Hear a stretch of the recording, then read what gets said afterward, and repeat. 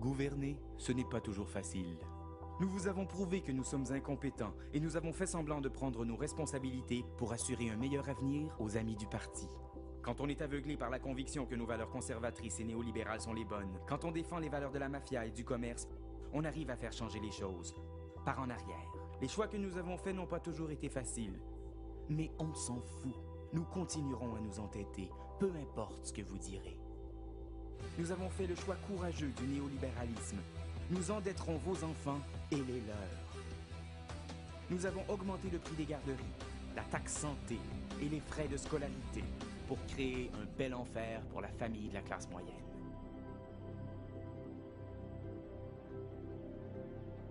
Alors que les gouvernements précédents sont restés impuissants face aux changements importants qui s'opéraient dans notre société, nous avons fait notre possible pour accélérer la détérioration du tissu social. Le premier ministre Charest a sacrifié des ministres femmes pour chacune de ses décisions peu populaires. Aujourd'hui, nous récoltons les fruits de ce que nous avons semé. Nous avons introduit une nouvelle façon de gaspiller les fonds publics et avons laissé traîner tous les grands dossiers pour faire exploser les coûts. Nous avons rempli les poches des contracteurs à partir du budget des infrastructures et en retour, ils ont financé le parti. Notre langue de bois vous a endormi pendant 9 ans. Nous ignorons les problèmes publics et nous nous cachons derrière la police. Nous avons ignoré les conclusions des commissions d'enquête et fièrement détruit la confiance des Québécois en leurs institutions. Nos opposants voudraient isoler le Québec. Nous, on veut le vendre.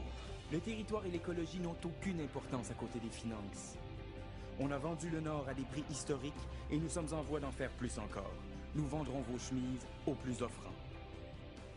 Alors que d'autres auraient écouté la population, nous avons su nous camper sur nos positions. Nous exploiterons les gaz de schiste. Nous vendrons l'île d'Anticosti aux pétrolières. Nous maintiendrons la centrale de Gentilly. Nous harnacherons la Romaine et les dernières rivières vierges. Et nous augmenterons les tarifs d'Hydro-Québec.